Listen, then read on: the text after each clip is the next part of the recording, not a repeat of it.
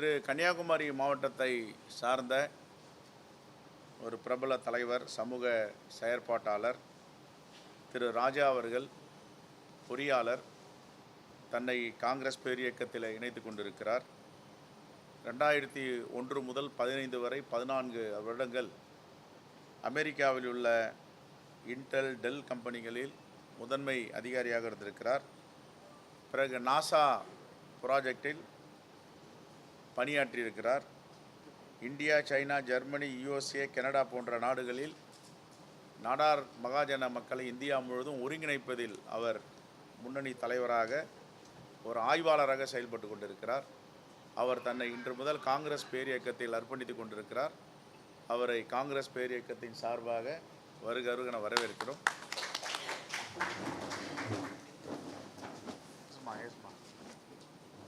காங்கிரஸ் ஆள் விடுறோம் எனக்கு மேலே விடும்.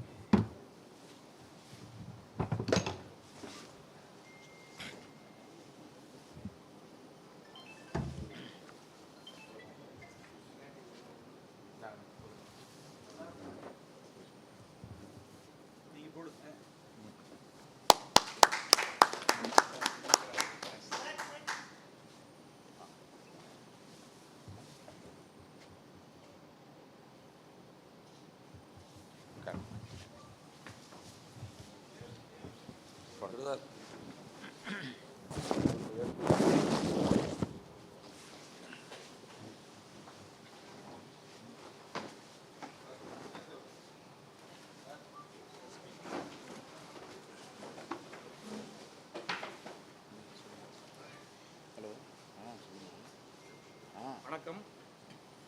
நான் ராஜா நாடார், கன்னியாகுமரி மாவட்டம். இன்னைக்கு காங்கிரஸ் பேரியக்கத்தில் அப்படியா? ஓஹோ, ஓகே, ஓஹோ, ஓகே, எஸ் எஸ் எஸ் அது மாதிரி கேக்குதா நான் பேசுறது? ஓகே, வணக்கம். சரிம்மா, சரி. ராஜா நாடார், கன்னியாகுமரி மாவட்டம், சமூக செயல்பாட்டாளர். இன்னைக்கு காங்கிரஸ் பேரியக்கத்தில் சேர்றதுல மிகுந்த மகிழ்ச்சி அடைகிறேன். 2 முக்கியமான காரணம். ஜெயராஜ் பெனிக்ஸ் அவங்களோட கொலை வழக்கு இன்றைக்கி தான் தீர்ப்பு வருது. கோயின்சிடென்ட்லி அந்த வழக்கில் நான் 2 வருஷம் ஒர்க் பண்ணேன். அதே போல் நிறைய கேசஸில் நான் செயல்பட்டுருக்கிறேன். இன்றைக்கி இன்னொரு வருத்தமான செய்தி. நாங்குநேரி பக்கத்தில் ஒரு தேவேந்திர குல வேளாளர் சமுதாயத்தை சேர்ந்த ஒரு நர்சிங் பெண் தற்கொலை பண்ணிக்கிட்டாங்க. ஏன் தற்கொலை பண்ணிக்கிட்டாங்கன்னா, அவங்க அப்பாவை ஒரு 7-8 நாளைக்கு முன்னாடி மர்ம நபர்கள் கொலை பண்ணிட்டாங்க. இதுவரை எந்த நடவடிக்கையும் எடுக்காதனால அந்த ஏழை பெண் கஷ்டத்தில் இறந்துருக்காங்க. இது 2 உதாரணம் சொல்லலாம். ஜெயராஜ் பெனிக்ஸ் நாடார் சமூகத்தை சேர்ந்தவங்க, இன்னைக்கு இறந்த பெண் தேவேந்திர வேளாளர் சமூகத்தை சேர்ந்தவங்க. இது மட்டும் உதாரணம் இல்லை. இதே போல் கண்ணுக்கு தெரியாத சமூக அவலங்கள் குரலற்று இருக்குது. சென்னையில் இருக்கிற நீங்கள், சென்னைக்கு தெற்கே இருக்கக்கூடிய இந்த நாட்டில் நடக்கிற அவலங்களை பார்த்துருப்பீங்க. நான் கூடவே இருந்திருக்கிறேன் நிறைய விஷயங்களில். நான் சமூக செயற்பாட்டாளர்களாக செயல்படும் போது காங்கிரஸ் பேரியக்கத்தின் மூலமாக குரலற்ற மனிதர்களுக்கு குரலாக செயல்பட வாய்ப்பு கிடைக்கும்னு நம்புகிறேன். நன்றி, வணக்கம்.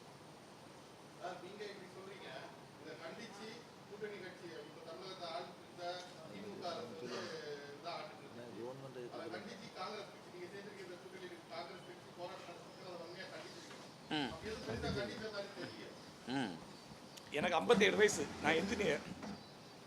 தொடர்ந்து எல்லா பிரச்சனைக்கும் தமிழ்நாடு காங்கிரஸ் கமிட்டி சட்டமன்றத்திலையும் மக்கள் மன்றத்திலும் குரல் கொடுத்துட்டு இருக்கோம், கண்டிச்சிருக்கோம்.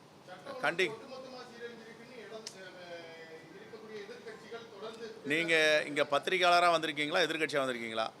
எதிர்கட்சியானா இருங்க, எதிர்கட்சியானா மேடை போட்டு வெளியில் பேசலாம். நீங்கள் பத்திரிகையாளராக கேள்வி கேளுங்க. என்ன கேள்வி கேட்குறீங்க? ஏங்க நீங்கள் இருங்க நாங்கள் கேட்கவேலன்னு எப்படி சொல்கிறீங்க? நாங்கள் உங்களுக்கு தெரியுமா? திருநெல்வேலிக்கு வந்து இருங்க சார், போன வாரம் வந்தீங்களா திருநெல்வேலிக்கு? நான் சொல்கிறத கேளுங்க. இருங்க இருங்க ஏன் போராட்டம் நடத்தணும்? வெயிட் 2 விஷயம் இருங்க ஒரு ஒரு எல்லாத்துக்கும் போராட்டமே தீர்வு காணாது. போராட்டம் செய்ய வேண்டியது தான், போராட்டமே தீர்வு காணாது. பேச்சுவார்த்தை டயலாக்ன்றான். Dialogue is a politics, dialogue is a science.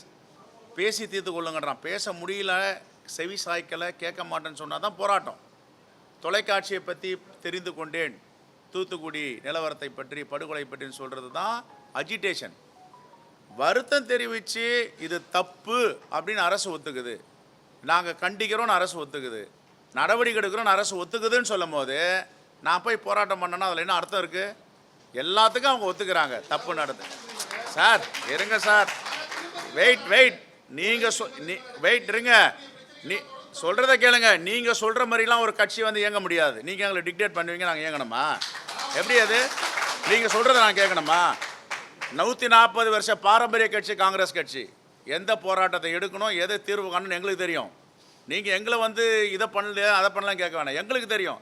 இது மக்களை சார்ந்த கட்சி.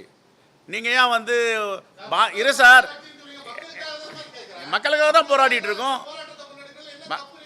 இங்கே பாருங்க, நீங்கள் ஆர்எஸ்எஸ் பாஜக சொல்கிறத கேளுங்களேன், நான் சொல்கிறத கேளுங்க, நான் சொல்கிறத கேளு. அது எங்களுக்கு தெரியுங்க, எங்களுக்கு தெரியும். இருங்க, வெயிட் ப்ளீஸ் ஏங்க யாரும் பேசாதீங்க. அவர் திட்டம் போட்டு வந்திருக்காரு.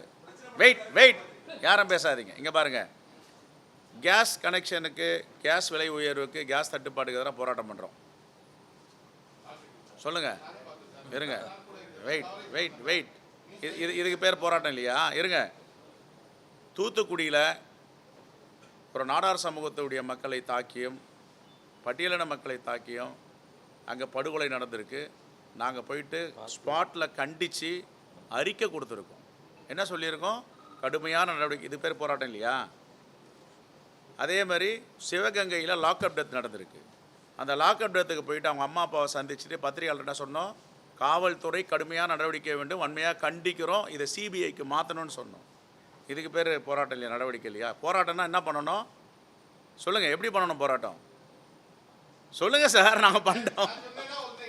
இல்லை இங்கே பாருங்கள், எல்லாத்துக்கும் கண்டித்து அறிக்கை கொடுக்குறோம், எல்லாத்துக்கும் கண்டனம் தெரிவிக்கிறோம், நாங்கள் ஃபாலோ பண்ணுறோம், மானிட்டர் பண்ணுறோம். இப்போ இதெல்லாம் மானிட்டர் பண்ணுறோம், இன்னும் கூடுதலாக சேர்ந்துருக்காரு. அதனால தான் அவருடைய வேதனையை பகிர்ந்துக்கினார். எல்லாருக்கும் வேதனை இல்லாமல் இல்லை. அதிமுககாரன் இறந்தாலும் எந்த கட்சியை சார்ந்து இருந்தாலும் நாங்கள் கண்டிக்கிறோம், வருத்தப்படுறோம். இது கொலை தான். காவல்துறை இன்னும் கடுமையான கட்டுப்பாட்டுடன் இரும்பு கரம் கொண்டு ஒடுக்க வேண்டும், அடக்க வேண்டும்னு சொல்கிறோம். நான் குற்றம் பண்ணுறோம்லாம் சரி, நீங்கள் பண்ணிட்டு போப்பான்னு எந்த கட்சியாகவும் சொல்லுமா? நாங்கள் போராடிட்டு இருக்கோம். இருங்க சார், நாங்கள் வளர்ந்து வந்ததே போராட்டத்தில் வளர்ந்து வந்திருக்கோம். எங்களை பார்த்து நீங்கள் கேட்கல, நீங்கள் போராடலைன்னா என்ன அப்படி அநியாயமாக இருக்குது? இது அநியாயமான கேள்வி. இது சுதந்திரம் வாங்கி தந்ததே காங்கிரஸ். அதுக்கு சார் அப்படிலாம் அப்படி ஏங்க, இப்போ காலையில் தற்கொலை பண்ணிச்சு, முதல் நாங்கள் கண்டனம் தெரிவிச்சிருக்கோம். இது போன்ற நிலை ஏற்படக்கூடாது, வன்மையாக கண்டிக்கிறோன்னு சொல்லியிருக்கோம். ட்வீட் போடுறோம், அறிக்கை கொடுக்குறோம், பேசுகிறோம். அது உங்கள்கிட்ட சொல்கிறோம், உங்கள் சார்பாக சொல்கிறேன், இதை வன்மையாக கண்டிக்கிறேன். இப்படிப்பட்ட படுகொலைகள் நடக்கக்கூடாது, தடுத்து நிறுத்தணும். இது வேலாம் ரொம்ப தாங்கிக் கொள்ள முடியாத துயரத்தில் இருக்கோம் நாங்கள். அது எந்த சாதி ஆகட்டும், எந்த சமூகமாகட்டும், எந்த மதமாகட்டும், சட்டத்தை ஒருத்தன் கையில் எடுக்கிறான்னா நீங்கள் இரும்பு கரம் கொண்டு அடக்கணும்னு தான் சொல்கிறோம். இல்லைன்னா மாற்று கருத்து இருக்குது. எந்த மனிதனுக்கும் வந்து ஒரு அநீதி நடக்குதா தட்டி கேட்க மாட்டான்னா அது எப்படி சரியாக இருக்கும்? எல்லா மனிதனும் தட்டி கேட்டுட்டு தான் இருக்காங்க. நாங்கள் 140 ஆண்டு கால அரசியல் கட்சி, எல்லா விஷயத்திலும் நாங்கள் தலையிடுறோம். மக்கள் பிரச்சனையில் உடனே போராட்டத்தில் இறங்குறோம். இதை விட்டு நீங்கள் எப்படி கடிச்சியா நீங்கள் குதறலை, நீங்கள் எடப்பாடி மாரி பேசுங்க, நீங்கள் அண்ணாமலை மாரி பேசுங்கன்னா எங்களுக்கு அந்த அரசியல் தெரியாது, எங்களுக்கு அந்த அரசியல் தெரியாது.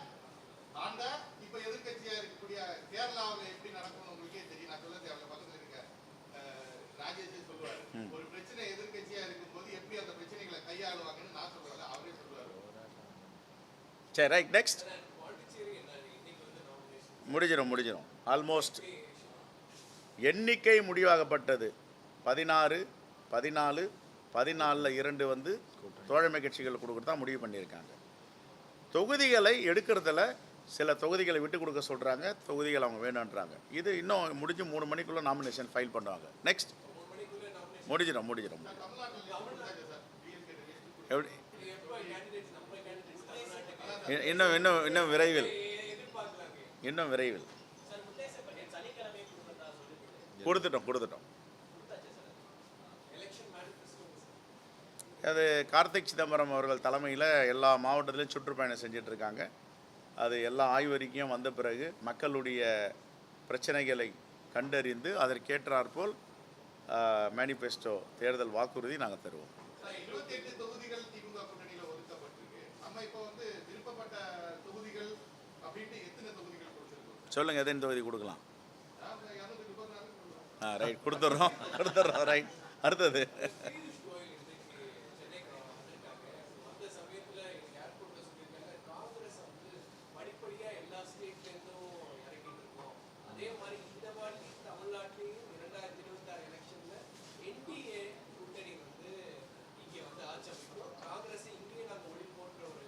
ரெண்டாயிரத்தி 14 மெஜாரிட்டியாக மோடி ஆட்சி அமைச்சார். 2019 கொஞ்சம் சரிஞ்சார். 2024 மெஜாரிட்டியாக வர முடியல. 400 தொகுதிக்கு மேலே வெற்றி பெறுவாண்டாங்க. தனியாக பாஜகன்னு ஆட்சி அமைக்கலை. ஒரு கால் சந்திரபாபு நாயுடு தெலுங்கு தேசம், இன்னொரு கால் ஜனதாதள் நிதிஷ்குமார். இந்த 2 காலெல்லாம் அவர் கீழே விழுந்துருவார். அதனால் அவரை சுய பரிசோதனை பண்ணிக்கணும். நீங்கள் தான் சரிஞ்சிட்டு இருக்கீங்க, நாங்கள் சரியில்லை. நாங்கள் எப்பவுமே நிதானமாக இருக்கோம், சரியாக இருக்கும். ரைட்.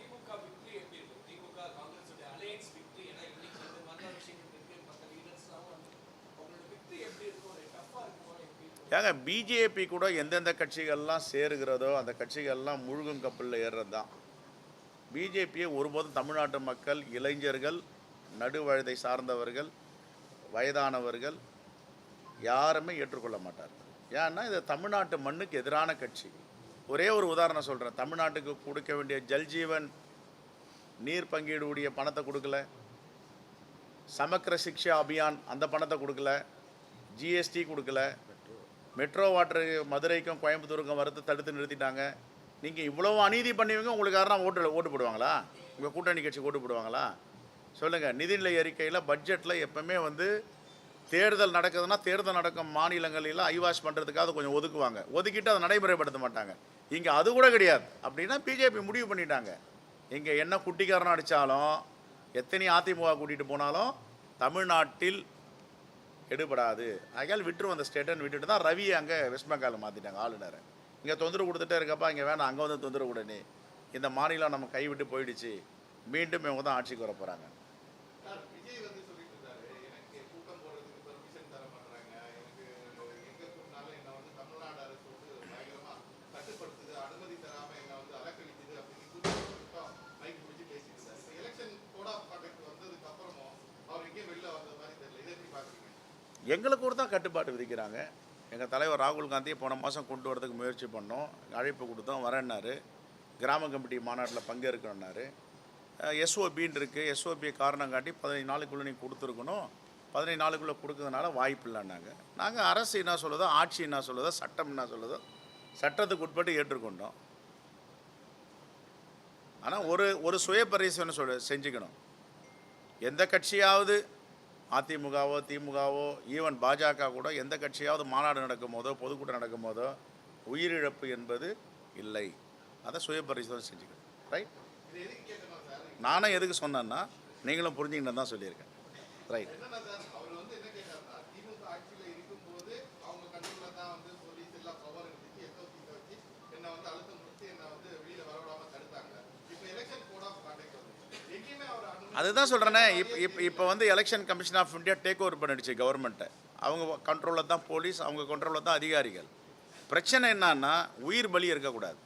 நம்முடைய தமிழ்நாடு, தமிழர்கள், தமிழ்நாட்டு மக்கள் எங்கேயுமே ஒருவர் கூட உயிருக்கு பிரச்சனை வரக்கூடாது, ஆபத்து வரக்கூடாது அப்படின்ற பார்வை எல்லோருக்கும் உண்டு. அதை அவர் புரிஞ்சுக்கணும்.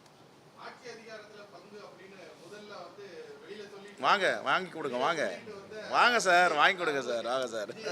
விஜய் இப்போ வந்து யாருமே கூட போகாம தனியா வந்து இந்த தேர்தலை சந்திக்கிறார் சார். அவரோட அடுத்த அரசியல் வாழ்க்கை மக்கள் முடிவு செய்வார்கள். ரைட். தேங்க்யூ.